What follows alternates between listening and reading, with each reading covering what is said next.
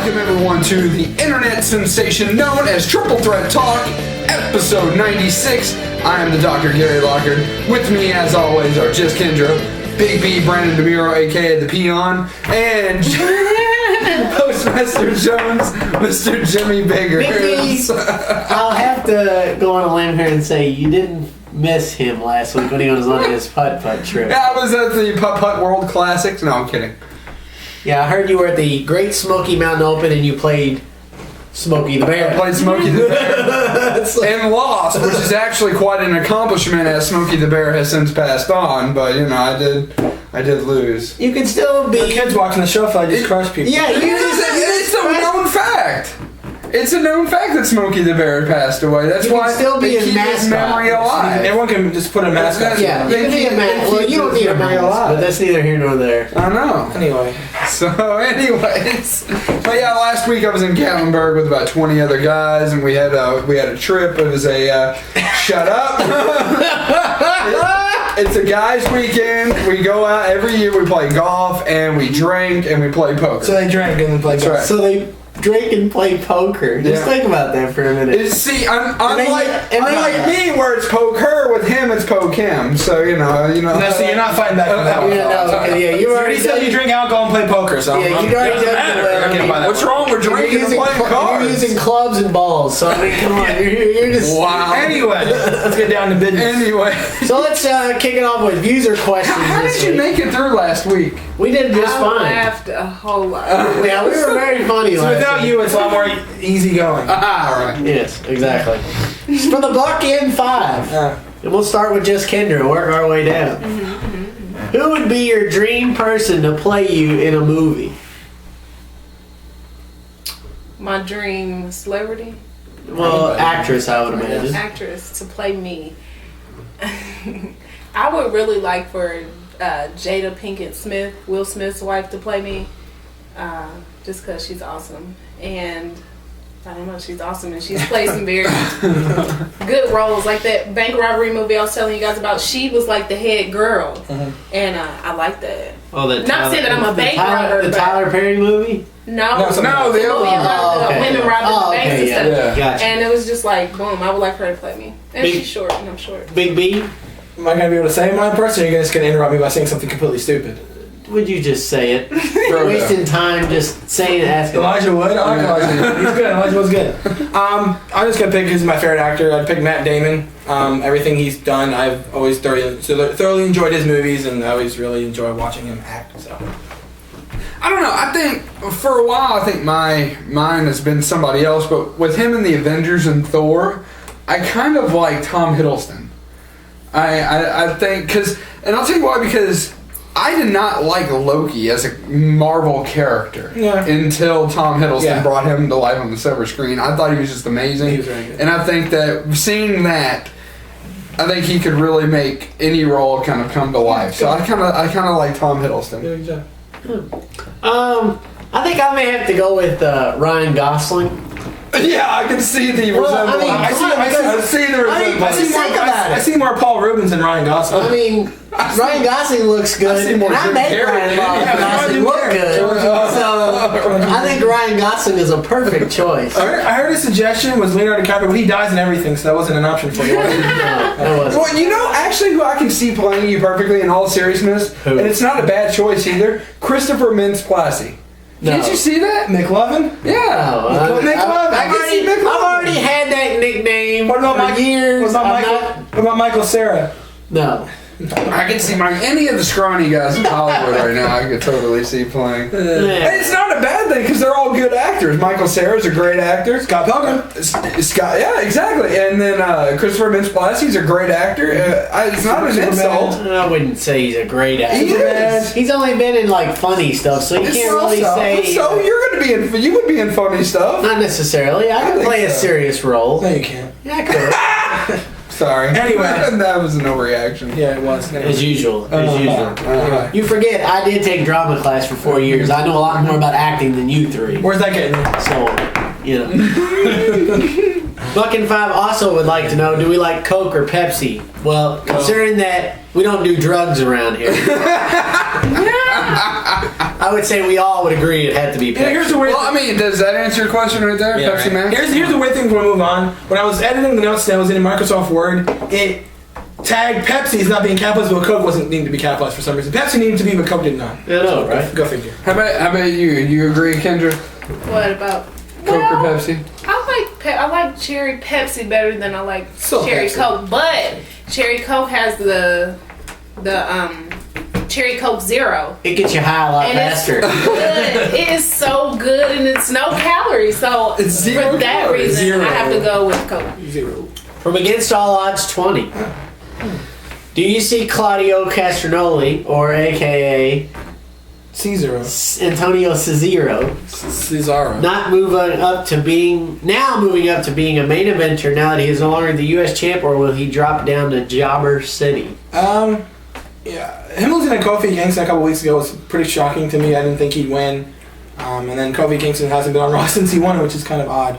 He only had one Raw since he won. Yeah, but It was odd because it was in England, Yeah. and half the roster was here, half the roster was there, so Right. it's kind of screwy. I see him being moved up, to be honest. Even though it's been only a couple weeks since he lost it. So, I mean, I know he had a match against R-Truth where he lost surprisingly. But I see, Cesaro held the U.S. title for a long time. He lost to somebody we didn't see him losing it to. But I think he's going to start moving up. I think he did a good job as a mid-carder, and they're going to see how he progresses into the main event, because they need main eventers bad. I see this. I see what you're saying, and you bring up a very good point. He did hold the title very well, Yeah. but I don't think the company's going to see that. I think he's going to drop down to jobber status. Well, he couldn't be the mayor of Jobber City because that's Cody Rhodes' job. But Whoa! In all seriousness, that's really Zack Ryder's job. that is true.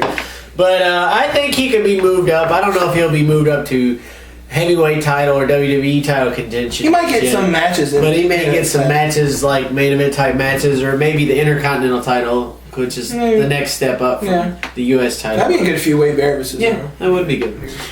Speaking of Kofi Kingston, again, Saul Odds 20 also would like to know, do we think Kofi will ever get out of the mid-card status? He's one of the people I've been struggling with to see him make that jump. Because there was a time where he was always in Money in the Bank matches. He was usually the favorite to win, or the second favorite to win, and it just didn't happen.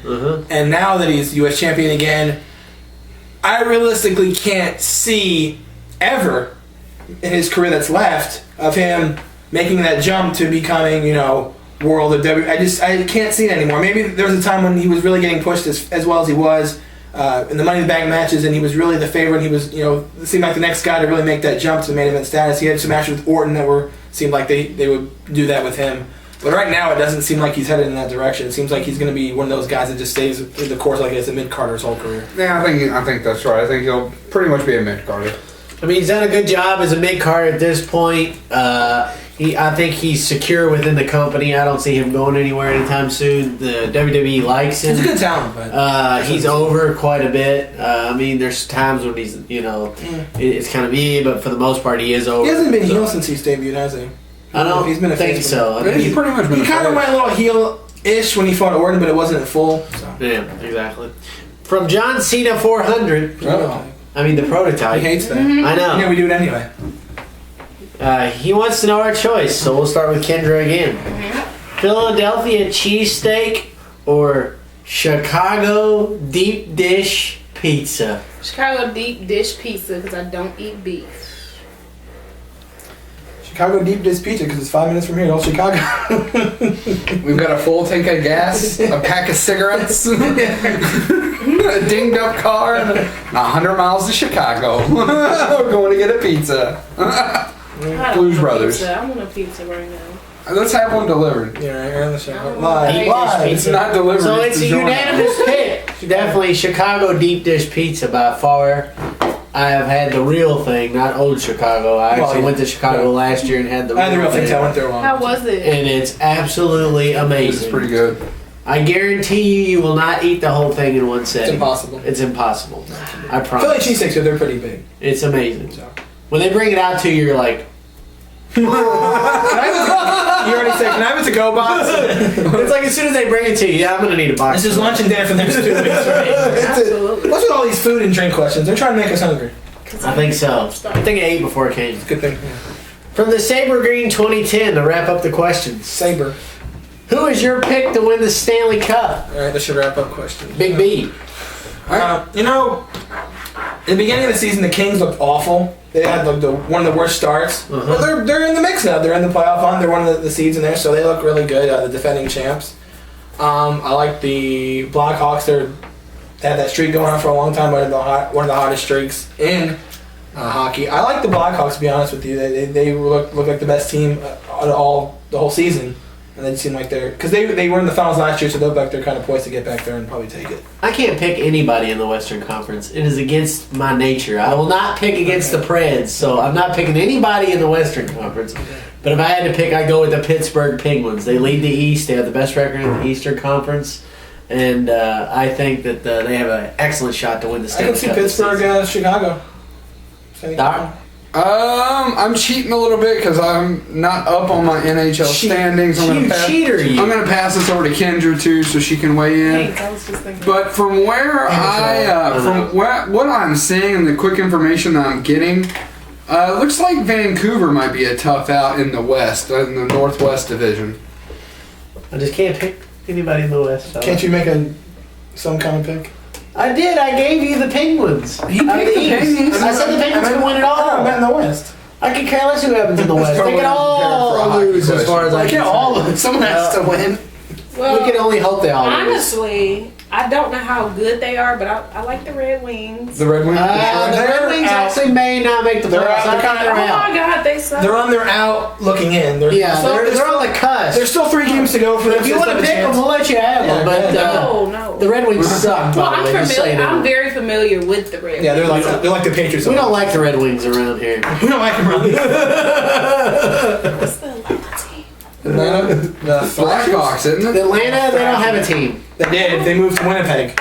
Atlanta was the Thrashers. And then they moved to Winnipeg. Back to the Jets. Now they're the Winnipeg Jets. Chris Jericho's favorite team. Yes. I think we puzzled Kendra. Just say Chicago. Just say the Boston Bruins. Okay. Say Pittsburgh. The Boston Bruins. There you go. Yeah.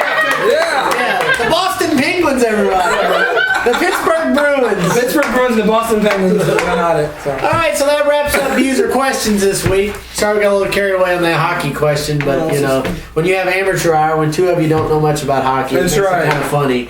So with that, we will anoint this week's viewer of the week, and I think since he asked a question about a good discussion about Antonio Cesaro, and then he brought up another discussion about Kofi Kingston. Against all odds, 20. You are this week's episode 96 Triple Threat Talk Viewer of the Week. Big B. Yes. If you would please. Should we take a break first? No, I can knock out a couple stories. We can knock out. I'm the doctor. You know what? What?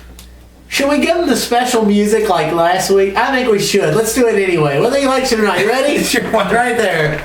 Doctor, give me the news. I got the bad case of the headline blues.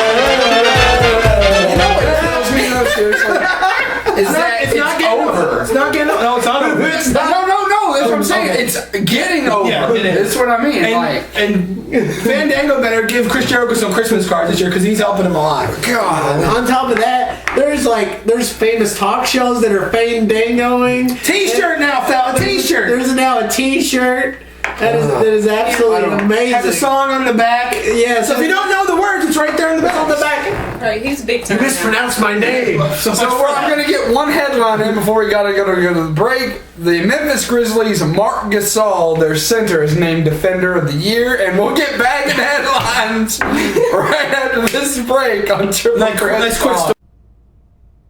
Ship my pants? Right here? Ship my pants? You're kidding. You can ship your pants right here.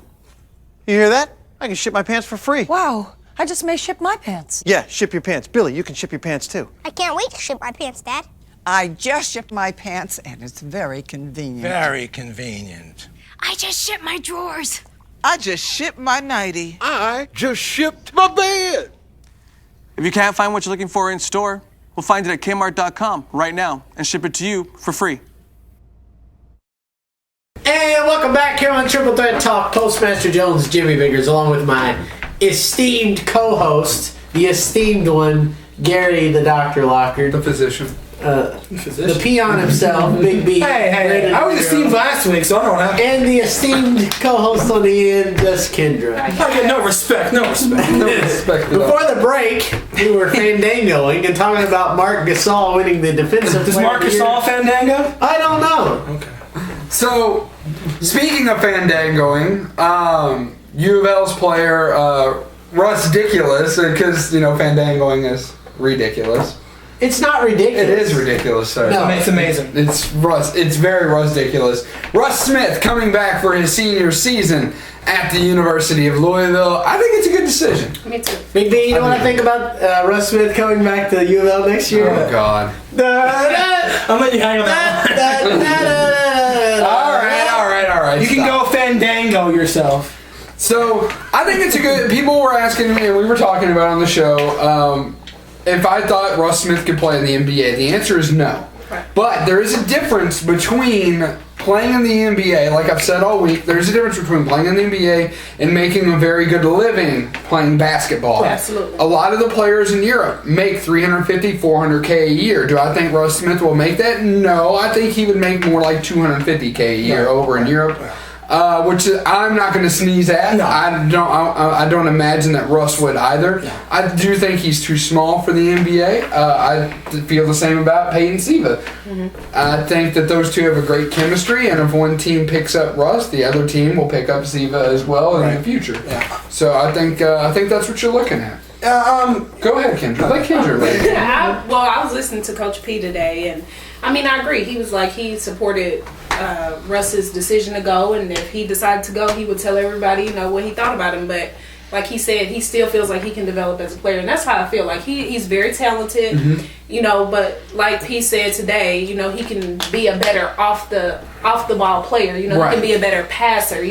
And those to me are the little things. Like when you are talking about going to compete against these 6'2" point guards like Rajon Rondo and all those people, like those are the little things. Like they don't have to work on passing that much in the NBA. It's more like, say, when LeBron got there, work on his mid-range jump shot. You know what I mean? Right. But as far as like the hardcore fundamentals, but I do think that if he does go next year, it's gonna be tough because he's so small. But I do think that he'll get acclimated some way or another. But like you said, I don't think that he was ready to go right now. So I'm very glad that he's staying and he has another year under Coach P's wing so that he can be developed into potentially a player, because P did coach in the in the NBA. So. And there's one other thing I know you want to weigh in. There's one other thing to that point. A lot of people say, you can't work on certain stuff in basketball beyond a certain point. You're wrong, because 3 years ago, LeBron didn't have a jump shot, and now he does. So, you can clearly work on stuff. But I was pretty much going to say what she said. Obviously another year of experience under Coach Pitino is nothing bad. So he can work on it. Like I said, you don't think he's ready for the NBA now, which is true. He needs to work on some things. Obviously, there's certain things he needs to work on before he gets to that level. But if he gets another year under his belt, gets more experience, Coach P tells him what to fix before he goes into the draft, maybe some team sees something in him that they can pick him up and use him in a certain way. So I think it's a good move to come back. You only have 1 year left. He's a very smart kid in the classroom. Why not come back, go ahead and get your degree so you have that in your back pocket. Have a great opportunity to go to your third straight Final Four with the team they have coming back. I don't see why they couldn't go to the Final Four again. And as far as a individual accolade, if he plays like he did this year, plus even a little bit better, which he should improve some, has a good opportunity to be on the first team All-American team as well. Absolutely. Absolutely. So they got a good team. That would be a good personal goal for him. coming back. So the Redskins coach Mike Shanahan says your boy will only play if 100%. Big B's boy, of course, being Robert Griffin III. So I think it's a good move, especially when you're looking at an age like right now with people like Derrick Rose, staying out until they feel like they're healthy. Well, they're playing right now, the Bulls, without him. So right. They need him. They need him. But they're competing. And it's one of those things, when players are getting hurt left and right, and I think that maybe how much of this do you feel is backlash from when they played him last year and shouldn't have, especially on that dirt turf that they had at Washington? That's something that I was going to get into that before you finish with RG3 stuff. But I was going to suggest that before the season starts, Daniel Schneider, the owner for the Redskins, needs to fix that field. They need to do something. It can't be fixed. It's one of those things you can't fix the field. The only option is maybe work towards fixing it in a couple of seasons. They need to work. They can dig it up and put a new one down. They could plot it, but it would take forever. They should start doing it. And it's so expensive. Because it's not just their He has the money. He's one of the richest owners in all sports. I agree. But it's not. It should be done. It's not just his play that's got it. It's multiple people. It was obviously RG3. It was Adrian Peterson. It was the Seahawks defensive tackle Chris Clemens. It's not just one player. It's a continuous thing. That field is very damaged. So. How about you, Kendra? What do you think? How much of this do you think is backlash from last year? Mike Shanahan trying to cover because he's a good coach. How much of this is him trying to cover up, saying he's not going to play this time unless he's 100%? I think that's him trying to CYA, cover his own butt. But also, again, genuinely, maybe 25% of it is like, okay, seriously, if he's not ready to go, I don't want to hurt him because we want him to play. We need him to play, and we're paying him this money to play. So if he's really genuinely not ready, we want him to be 100% because, first of all, when the season comes around or whatever, or whenever we can have him back, we want him back, So I think partially he's trying to cover up and save himself a little bit from the last mishap, but genuinely I think, okay, we want this guy back, and we want him back healthy so that he can do what we pay him to do. So I think it's more, it's 75%, let me fix what I messed up a little bit, and then 25%, okay, honestly, we want you to be 100 and give us. The Redskins have that franchise quarterback thing. They've got that thing going now. What San Francisco's got, what Seahawks have got, what they've got, and you're looking at a potential franchise quarterback, and you don't want to lose him, especially when you're now looking back saying, yeah, we needed RG3 to play, but did we really need him to play and when his ankle was clearly hurting? It's like the Big Ben situation a couple of years ago when going into Candlestick Park. Clearly he was hurt, and Mike Tomlin did not make the right decision and did not pull him out of the game. And it cost him dearly. It cost them really a deeper playoff run that year. And it's just like even with the Wizards and John Wall, they didn't want him to be gone so long, but they had to get him back. because that was a doozy, you know what I mean? But when he recovered 100%, look what he came out done it. That team's a playoff team next year, the Wizards. But the Redskins need to protect their franchise quarterback. That's number one. They need to protect their number one draft pick last year. They need to really, because if he's not 100% and he gets hurt again, they're going to be in trouble. I'm not saying Kirk Cousins is no slouch. The kid can play, obviously, but this is the guy they're putting on the money line. This is the number one selling jersey that's out there. He's the most popular player out there right now. This team wants him. They want to get this guy going. They want to make sure he's 100% healthy, and they're going to use him to the full potential. If he's not 100%, they're going to be very afraid to put him on the field. Postmaster? I agree. Why not? Why would you take a chance? Like he said, Kirk Cousins, he is a credible backup. He did very well while he was in. It is a bit of a downgrade. But I think it's only a bit of a downgrade because of the offense they choose to run. It's the type of scheme the read option. And Kirk Cousins is not a read option quarterback. He's a drop back and pass. And that's tough. And that's another situation with someone like Tim Tebow because if for example, the offense that the Redskins run is read option, so that's what their playbook is run up about. Kirk Cousins, they have to completely change the offense. Yeah, they have to go to the drop back and pass type, the old school way. What Mike Shanahan used to run. Exactly. So, I think it's a good idea, and like we were saying a while ago, they really need to I don't know what they need to do, but dig up the field and is put a whole new one It's in, embarrassing. or do whatever they got to do. That is the worst field in all football. Daniel Snyder, you're one of the richest owners in all of sports, and if you can't get this fixed, that's a serious problem. And it's Big B brings up a good point. I was going to go there next, even though it's not in the notes. I was going to go there. How embarrassing is that field? It's embarrassing. I mean, that shows lack of faith. Not faith, but lack of what's the word? I don't know what it shows. It shows lack of caring, I guess, for lack of a better it term. shows that. Because I think it's just sloppy. Well, yeah, but here's the thing. Like, again, we keep reiterating that Daniel Snyder is one of the richest owners in not just football, but all sports.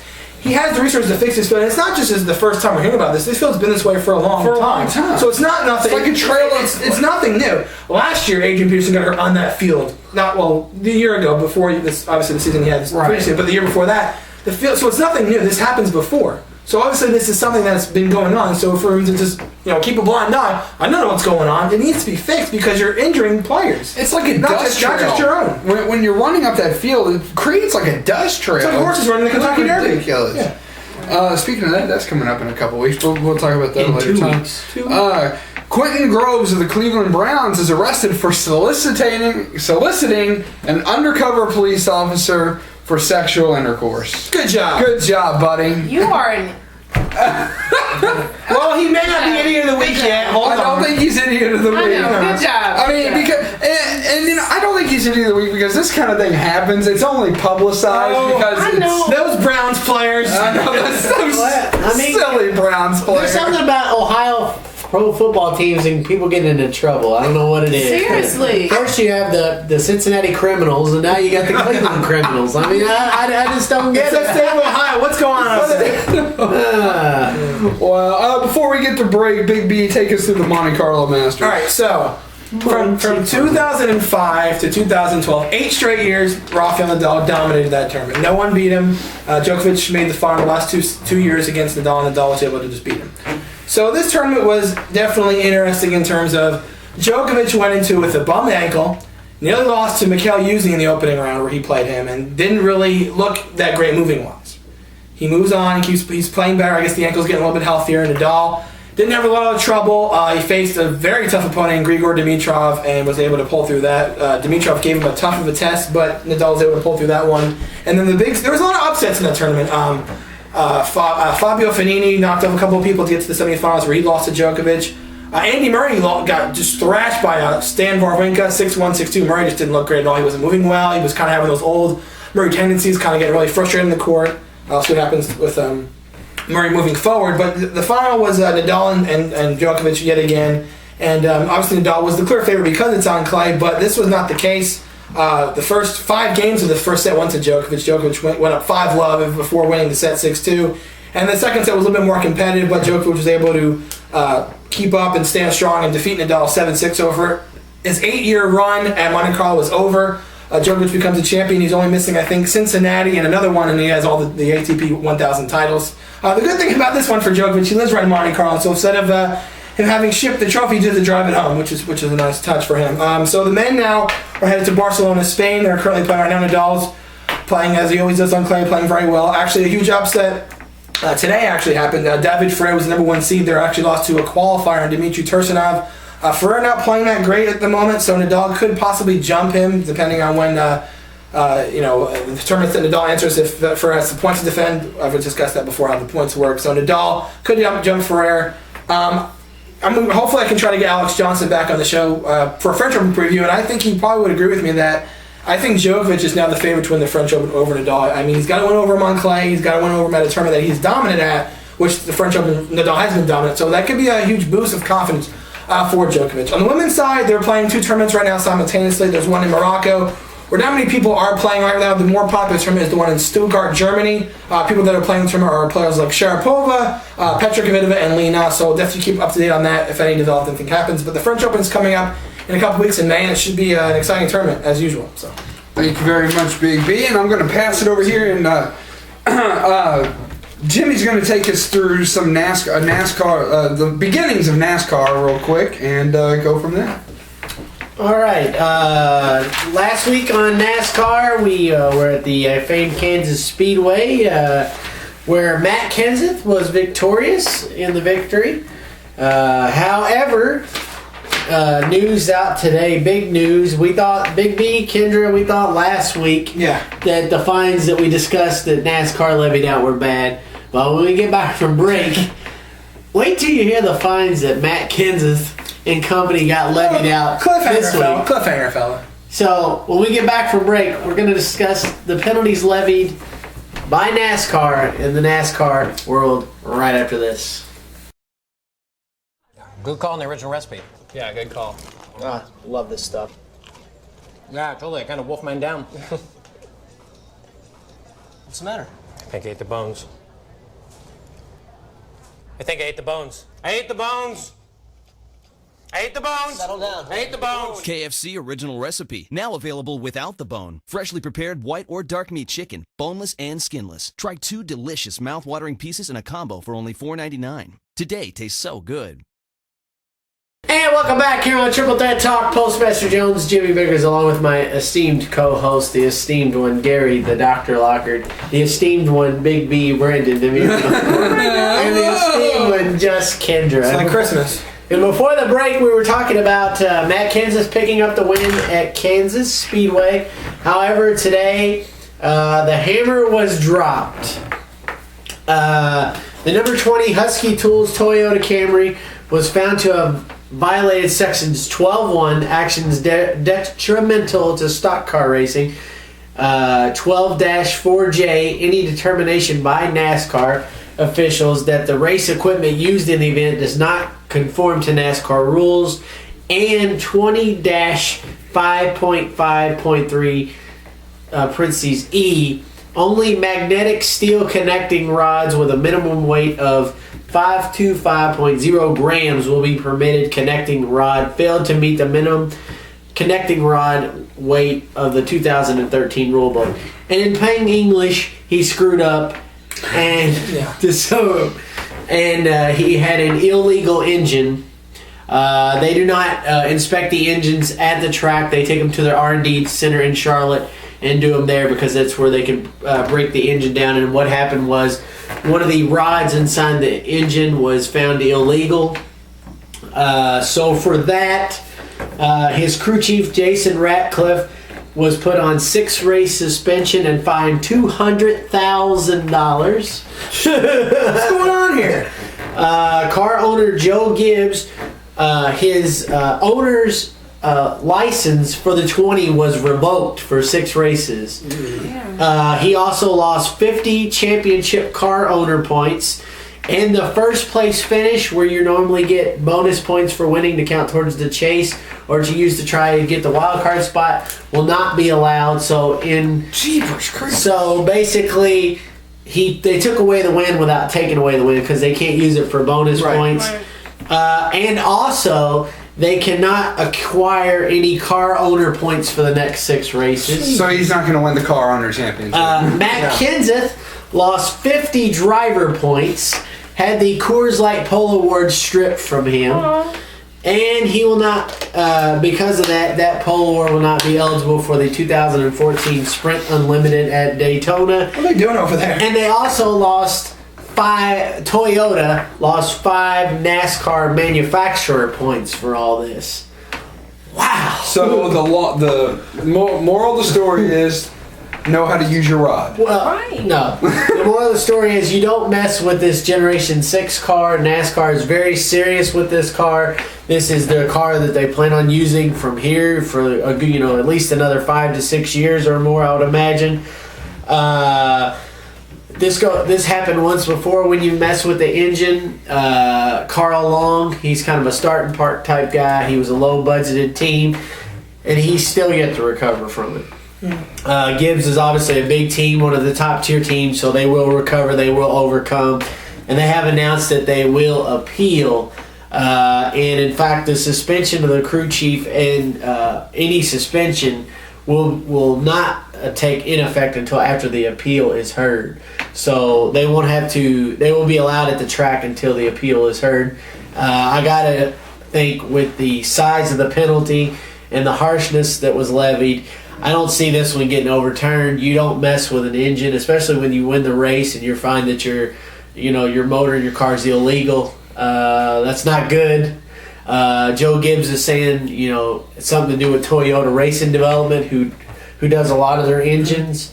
So they're kind of trying to put the blame off a little bit, but they're doing an internal investigation, obviously, and we'll see where the appeal process.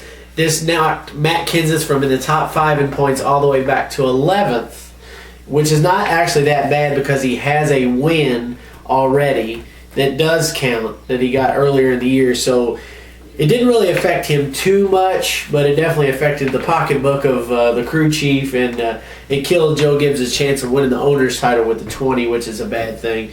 And one other note regarding Joe Gibbs Racing, Denny Hamlin tweeted out that unfortunately he will not be back this week at Richmond like he hoped. The doctors will not clear him with that back injury.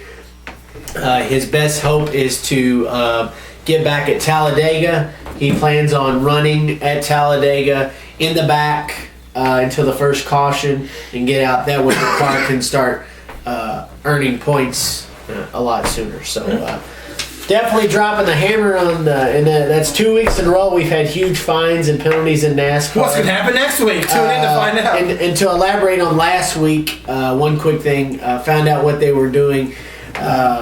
They were wallering out the holes in the rear end. This is talking about the Penske situation. They were wallering out the holes in the rear end. Do you remember when the cars used to be able, like when they would go down the straightaway, they would look like they were going down there sideways? Yeah.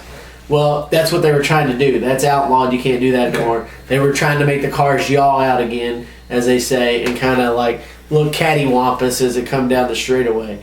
So that's what got them in trouble. So that's NASCAR coverage this week. And this week coming up, they're Saturday night racing under the lights at Richmond. So short track Saturday night at Richmond, a 3/4 mile track in Richmond, Virginia. A busy weekend there. Thursday night you have the Denny Hamlin Short Track Challenge. It's a charity event that he puts on every year. So good stuff there. We got some NBA playoffs going on in the East. Most teams they're all pretty much all games that are 2-0 tonight. The others that are one game in are being played tonight, and everybody else is played up to tonight. Right. So just to give you an update on some of the matchups going on in the East, you have Atlanta versus Indy right now. As of filming right now, all this is as of filming right now. Indy is ahead 1-0 in the series. Miami versus Milwaukee, of course, 2-0 right now. Miami. New York versus Boston, 2-0 Knicks. No surprise there. Nets versus Bulls, 1-1 tie. I'm a little bit surprised by that one. I would think that the Bulls would be ahead 2-0. No, I thought the Nets would be ahead 2-0. I wouldn't think so. Without Derrick Rose, the Bulls are very weak to me. Right, but still, they're more. They've beat. You're talking about a team though that have beat the Heat about twice, 2 times, maybe 3 times. I can't remember this year without Derrick Rose. Yeah. I think that they would beat a weaker Nets team. Well, the Nets came on strong later. They were kind of bad in the beginning, and then they started picking up steam. Then they started picking up steam, and that's kind of like, they're trying to figure out life without Derrick Rose right now, and I think they've been pretty successful at doing it as much as they can be. I would look for the Bulls to be losing the next round, but I think that they're more than enough of a match for the Nets. Well, I think with Derrick Rose, they obviously sweep this thing. But with what they have, it's going to be a competitive series with the Nets. So. Houston versus OKC, 1-0 OKC, no surprise there. Lakers and San Antonio, 1-0 San Antonio. That's obviously not a surprise. Clippers versus Memphis, 2-0. Clippers. I'm not surprised by the Clippers being up by 2-0. I'm not surprised, but it's a close game. So Denver and Golden State is a 1-1 tie. I'm a little surprised at that. I like Golden State. A lot of people like Golden State, but the Nuggets, I think they should. I think Kendra agrees. They should be up 2-0 right now. I think. I mean, Golden State dropped 131 on them at home, where they were like 33-9 this year, which is crazy. It is. Yeah, that's because Steph Curry. Steph Curry. That family is ridiculous. Steph Curry, Steph Curry, his brother and Duke. Stop it. That's why. The man shoots the lights out of 3-point. What did he shoot? Like 200 and something threes? He broke the record. So it's crazy. But yeah, I mean, Mark Jackson's going to come. You can, every now and then you can see, I guess people just have their shooting nights, and clearly Golden State had one the other day. 131 on Denver. I agree with him though. I like Golden State's chances here. I think they could beat the Nuggets. I think Golden State could get to the finals actually and play OKC. I don't think so. And call me crazy, I think the Lakers will win a game or two.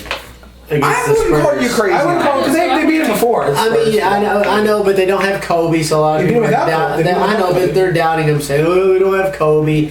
But I think Dwight Howard might finally step up. Maybe I doubt it, but he might shock us. I'm not. He did good in the game. But Pau Gasol definitely looked good the other day, even though they lost. He looked good. Nash looks a little. He looks old. Well, he's coming off the injury. I mean, he's coming off injury, and he looks a little slow. I think after this year, half the Lakers are probably going to be retired. It very well could be. But how about you, Kendra? We'll go down the line here. Any general thoughts on the playoffs? Well, just the action in the East, I'm not surprised by it. Like, of course, I expect the Heat against the Bucks. I expect for them to be like that. And the Knicks, they're a very good team. Yes, they are. Very good team. So I'm not surprised about that. Although I am a Celtics fan. So I'm kind of disappointed, but you never know. You just never know. So in the East, I'm satisfied with what's going on. I'm not shocked. And then out West, I would think that the Clippers would be leading. The Lakers, I think that they could win a couple games. It's not going to be a shocker to me if they win a couple games, but I definitely think they're out of it and they're pretty much done.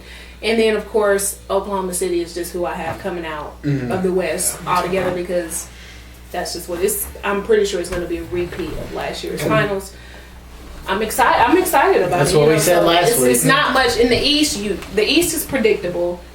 Well, somewhat more because you have two powerful. You have the Knicks, you have the Heat. Right. The West is pretty much. You have. I mean, the Spurs. They're big time. They're good. But it's gonna be Oklahoma City.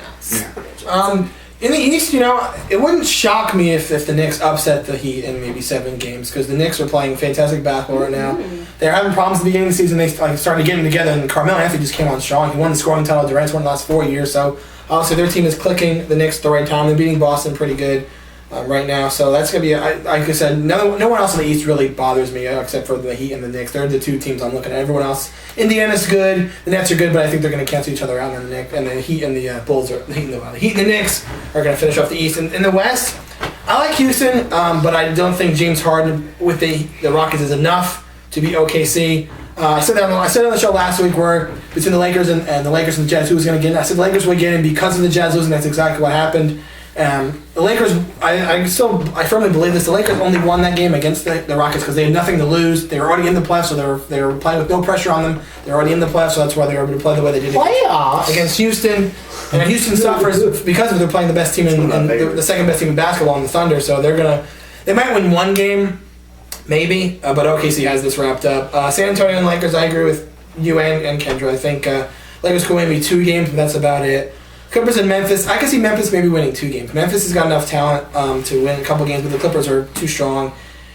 I'm going to call for the upset. I think Golden State has got a lot of firepower. Obviously, Denver seemed unbeatable at home, but now the Golden State's won a game, they kind of chipped away at it, and they get a game at Denver. So that's good that they won a game against Denver in Denver. So I like Golden State. As far as my finals, I'm going to go with what I said a minute ago. I like OKC and Golden State. Depends on who plays who in the series, but I think that's the 2 best. I think maybe Golden State plays the Clippers, and maybe OKC plays the Spurs. That'd be a good matchup. But I like I can't go against that. I think OKC plays Miami again. That just looks like how it's going to be. The East matchup that I'm most looking forward to is without a doubt the Heat and Indianapolis. I think Indianapolis can beat the Heat. Not only do I think that they can beat the Heat, I think they work together as more of a team unit than the Heat do. And that's not hating on LeBron, because I do think that despite Miami losing that, I think Miami could lose that matchup over a course of 7. I think that LeBron would probably still be player of the series with assists and points. Everything as such, but I just see Indianapolis came close last year. I think that this year they get it right. They seem to learn from their mistakes overall, at least lately. So I believe that Indianapolis could very well come out of the East and be a contender, be an actual legitimate threat. to someone like Oklahoma State, I think either coming out of the West, it's got to be San Antonio or OKC. You said Oklahoma State, but continue. Oh, Oklahoma State? Oklahoma City. Thank you very much. Oklahoma City. I think Oklahoma City or San Antonio comes out. I wouldn't be surprised if the Clippers made a little bit of a deeper run because they are playing very well. But, we'll see where we stand next week. By next week, round 2 will be started, and we'll see what happens with that. As I said last week on the show, I foresee Thunder Miami Heat rematch. I don't see anything else but that. And real quick before we get to breaking news, Barry Sanders wins the Madden vote over Adrian Peterson in the finals, so you can breathe easily, Vikings fans. Yeah, breathe easily. AP is not your winner. So when we get back from break, we will get into wrestling right after this.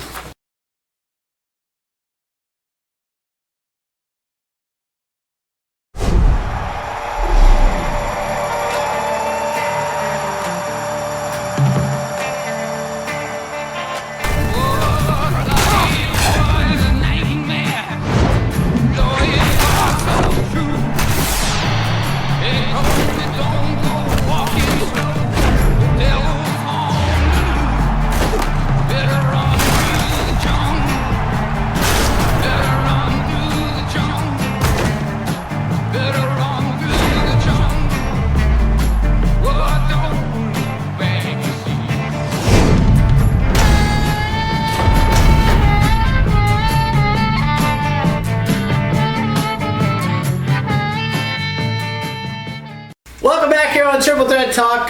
Before the break, we're wrapping up the NBA playoffs, and I said we were getting to wrestling. I almost forgot the NFL draft. How dare me? I don't want to get into the draft too much. I did want to address one key thing. Geno Smith earlier this week took offense to pretty much everyone saying that the criticism of the NFL quarterback stock coming up in this draft is pretty low, and he took offense to that as a whole, not just to him personally, but as the draft as a whole. He took offense on everybody, on everyone's behalf. Matt Barkley included, everybody included pretty much. And I can't say that I disagree with the criticisms because this is a fairly weak quarterback class. Not like last year was phenomenal. When you look at and there's several proofs of this throughout the league. When you look at a team like the Cowboys who are paying a quarterback like Tony Romo what they paid him almost purely because of the weak quarterback stock. When you have other quarterbacks like Josh Freeman, re-upping, and some of the other weaker quarterbacks in the league, Ryan Fitzpatrick relocated, and there's not a whole lot that you could do about the situation in Arizona right now. But, there are definite signs that this class is not as spectacular as last year. Even this might be one of the weakest classes ever. Yeah, last year, not just the first pick, but you had a guy go 73rd and made the playoffs. So. And Geno Smith, I honestly think, is probably going to be the best quarterback. He's going to be the first QB taken. Yeah, he's going to be the first quarterback taken. Depends who needs him, though. Some people are saying the Jets are going to take him, but depends where they go. I doubt the Jets will take him. If anything, I'm more saying Buffalo. It'll be Buffalo, Arizona. Well, Buffalo's looking at Ryan Nassib from Syracuse because the coach from Syracuse is there. But who are you going to pick? You're going to say, I'm from Syracuse, so I want a Syracuse boy. You're going to say, if Geno Smith's on the board, I'm not going to take him. I think they're probably planning that he's probably gone by that point. I think. I don't know. And I know that you disagree. I know you think Matt Barkley will probably be the best quarterback. I just said if you go by what most people are talking about, if you go by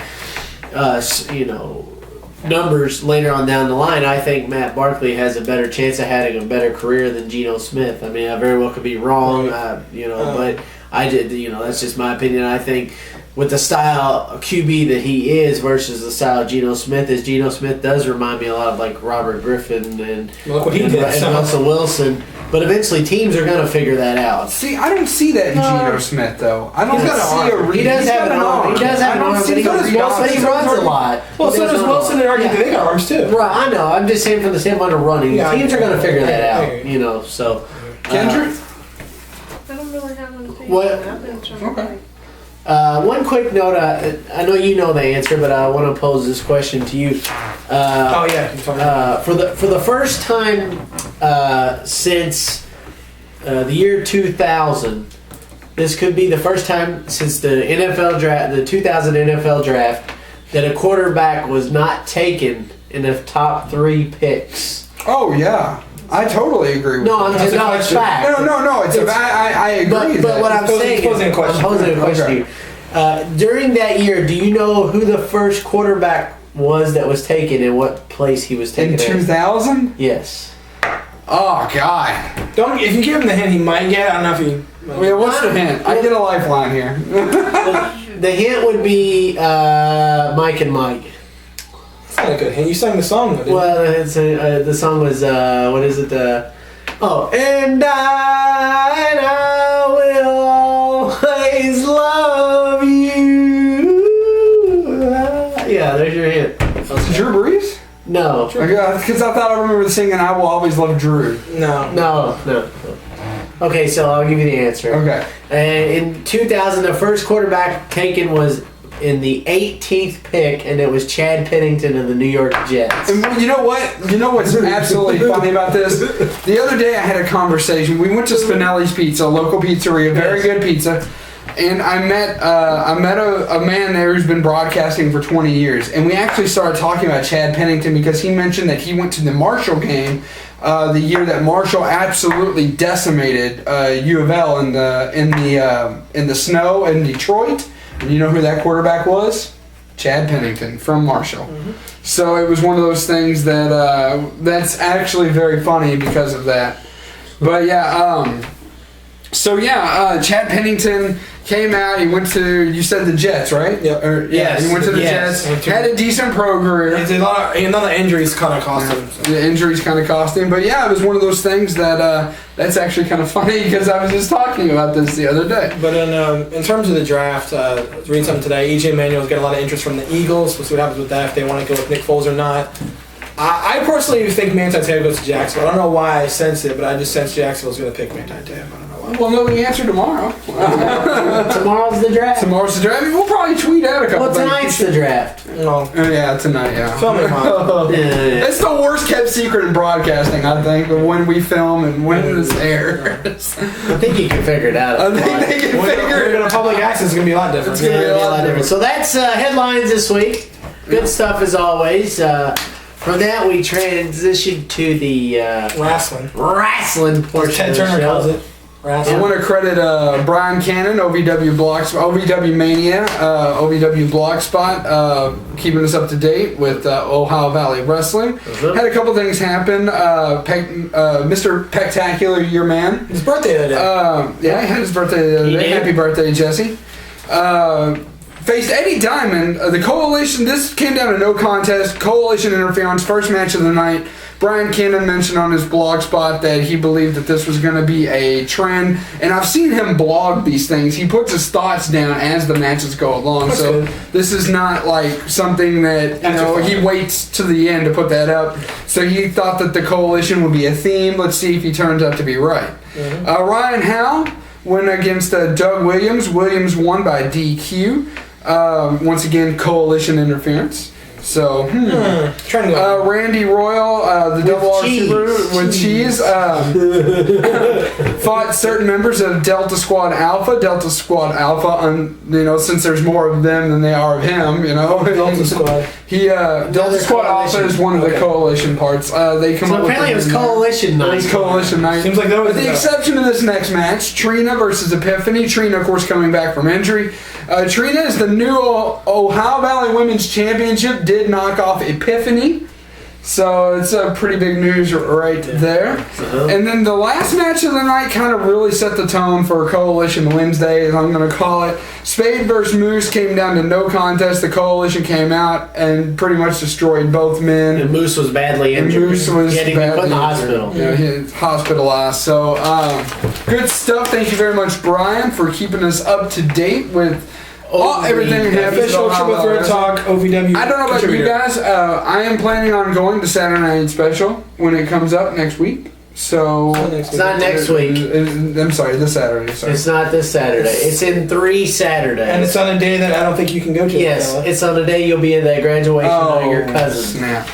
So you won't be going to Saturday Night Special. Because of Derby, it's a week late. Yeah. Okay. Although I'm surprised that they didn't go ahead and have it. They didn't go ahead and have it. I mean, they had it when Lowell was in the Final Four, but they're not going to have it during Derby. Yeah, that makes a lot of sense. That's what it is. But we want to thank everybody at Ohio Valley Wrestling for everything they do. Cheryl Bodie and Terry Bodie. I'm still not getting used to that. That's why you can't do it. But we want to thank them for everything that they do for us as well. And did I miss anything? I don't think so. I think we can move along to WWE this week. Kind of, yeah. Well, you know what? I'll say this much: for a show that was already taped and had spoilers, they actually did good ratings. They got a 4.4 something. They did okay, but I read because The Undertaker. Well, yeah. But the Shield reigns supreme again. Yes, I like it. Excellent. Well, okay, this was the match I was looking forward to. Of course, I was in Gatlinburg, so I couldn't watch it. Well, take me through what happened with the Shield and the Brothers of Destruction and Daniel Bryan. Well, I mean, the Shield won. They won. Right, they won, but who did they pin? And Daniel Bryan. They pinned Daniel Bryan. Okay. Yes. I'm still playing catch up. But before the match happened, the Shield actually ambushed Bryan and Kane in the back. So, so it was kind of, did people know if Bryan and Kane were going to come out to help the Taker? So. Exactly. The best match of the night, obviously, Ziggler and Jericho. Was Ziggler and Jericho. It was a good stuff. Interruption by Fandango. Let your 80s breathe, fellas. Yeah. So Ziggler wins that.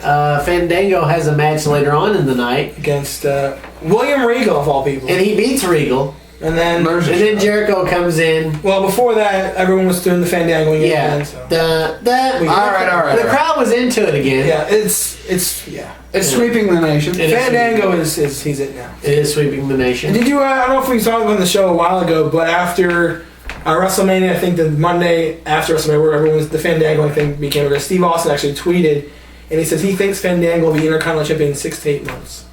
So I can see that. I can see it sooner. Steve's pretty smart. Steve knows what he's doing. I can see it sooner. Definitely. Actually. So what's over? Is that guy's? We got a couple matches confirmed for Extreme Rules. John Cena versus Ryback. You mean Goldberg? Yeah. You mean Ryan Reigns? Is it for the championship? Yes. Okay. Alberto Del Rio versus Dolph Ziggler versus Jack Swagger. That's the only thing confirmed as of right now. Triple H and Lesnar. Triple H did agree to do that. What I want to know if, since Paul Heyman issued this as a old school steel cage match, if it's going to be the blue steel cage. No, they hate that. That's not happening. I think it's a little bit easier to climb and work with. The people hate it. If you watch the one of the Shawn Michaels DVDs, I think it's all actually on 2 of them, where he talks about the first Hell in a Cell match with Taker in '97, that Bad Blood, and he was talking about the blue cage is so brutal, no one liked it. It was very, it didn't really meld well, so they wanted to do something different. I guess it's in terms of old school, because steel cage is like one of the old school matches, but it's still going to be the same cage they probably. I would imagine so. So building up for that is on Sunday, May 19th.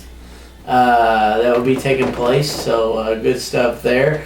And also, real quick, TNA news, really quick. What? I know. You don't speak that name. The reason why I bring it up is because apparently Triple Threat Talk will be in attendance when TNA comes to town. Oh, really? We are.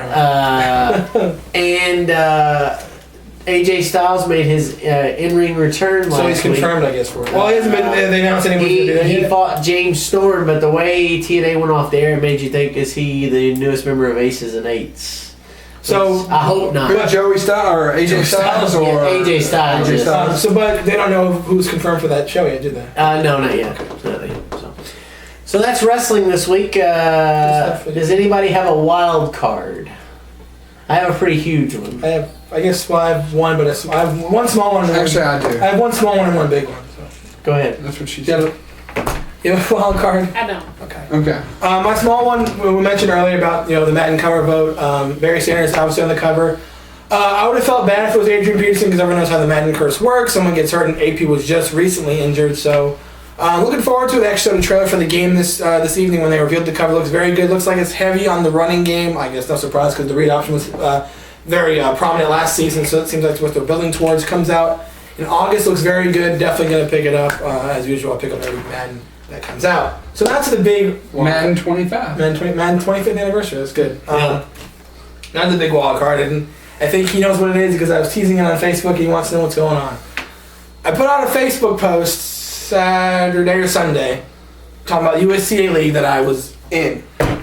And I said, not gonna lie, I'm not one to be mean, but when I saw my team lose the match they lost, I had a smile on my face. He's probably like, what, isn't that your team? And I said, I'll let you know live. He's like, oh, okay.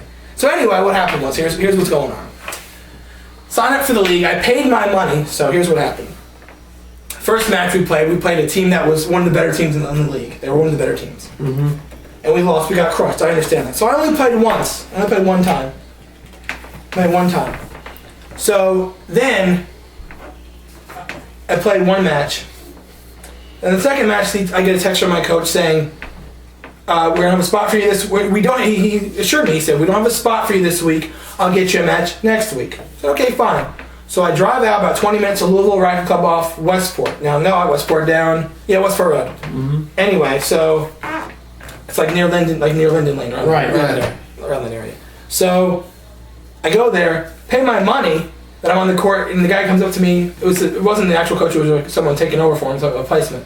And he goes up to me like this, which really kind of set me off. He was like kind of like I'm the child. He's like, so buddy, there's 9 people on the team, and basically it was like saying, well, Patrick's the name of our coach. He said, Patrick talked to everybody, and we're not gonna have a spot for you. So yet again, I'm sent home. So I got my money back, but I'm sent home. Well, before you continue, let's go to break. We'll take a quick break, and when we come back, we'll wrap up your story, wrap up Wild Card, Idiot of the Week, and we'll wrap up the show right after this. Hey, Nick Dinsmore here. Do you have the dream of becoming a pro wrestler? Well, I did, and I came to Ohio Valley Wrestling. Join the Nick Dinsmore Pro Wrestling class today. I'm a former WWE superstar. I'm a former 9-time Ohio Valley Wrestling heavyweight champion, and I can train you to be the best today. For all the information regarding the Nick Dinsmore Pro Wrestling class, go to ovwrestling.com and click on school. Join the Nick Dinsmore Pro Wrestling class today. ovwrestling.com, click on school. And welcome back to Triple Threat Talk. This is Bigby alongside my esteemed colleague, the esteemed one, the doctor. There you go. The esteemed one down the far end, Jimmy Baker's PostMaster, and the esteemed one to my right. We're all esteemed. Anyway, so as I was continuing my USCA league story. So when we left off, I said I went to the 10th. Hey, buddy. Hey, buddy, we don't have a spot. We don't have a spot. That's where you left off. Hey, buddy, we don't have a spot. Anyway, so you got your money back. I got Which is good. Like Adam Sandler at the beginning of Happy Gilmore. I haven't seen that in a while. You have to refresh my memory.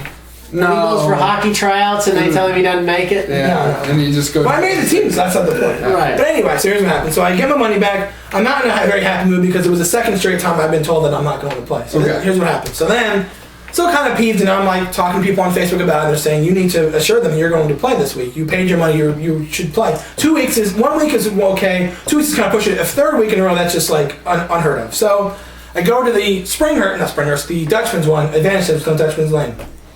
I go there and put my stuff in my bag, get ready to go out and take a hit.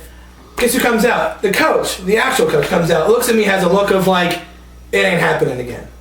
He looks at me, I didn't pay my money yet, luckily, but he says, he just basically comes up to me and says, we don't know if we have a spot for you this week. A lot of people are joining the team and want to play. And I wasn't happy about it. I said to him, look, I said, this would be the third time. And I said, this would be the third time if this happened. He goes, and he really, pretty honestly looked like he couldn't care less, to be honest. And then I said to him, I said, well, if that's the case, I'm gonna ask for my money back. And he's like, sorry. So again, he had the nonchalant attitude that he couldn't care less. So then moving forward to that, I went over his head and I went where I should have gone. I contacted the USTA League offices. I emailed them, told my situation. I got a response very quickly. And make a long story short, I heard the email was forwarded to the league coordinator and some of the coordinators that follow the USTA. They were planning on either getting my money back or getting me to join another team. I told them how displeased I was with the situation, which is really not fair because I didn't pay my money to play. And only after one match, I get benched 3 times. And you know what? We've all lost every single match I've not played. I'm not saying it's because of me, but the fact that they've lost every match is not upsetting to me because it makes no sense if you paid your money.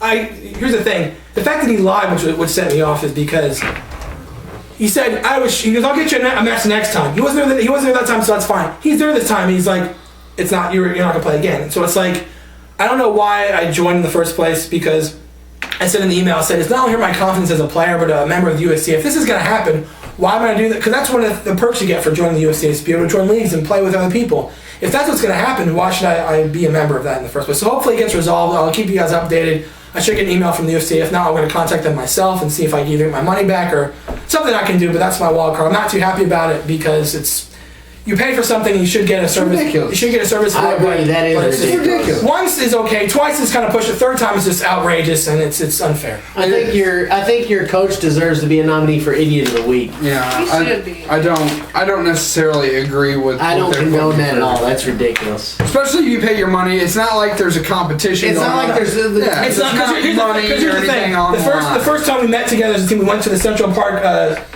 courts downtown near Universe campus, and we played that day. And everyone was going to make the team. Everyone just because we paid our money. That's what it's guaranteed to do. So I played one match, like I said, and we lost, and then I haven't played since. So. That's ridiculous. Doc? So my wild card is pretty much on all of our behalves. Some pretty huge news has come down the pike, and I've been in on the coordination with a local radio host. Thank you very much.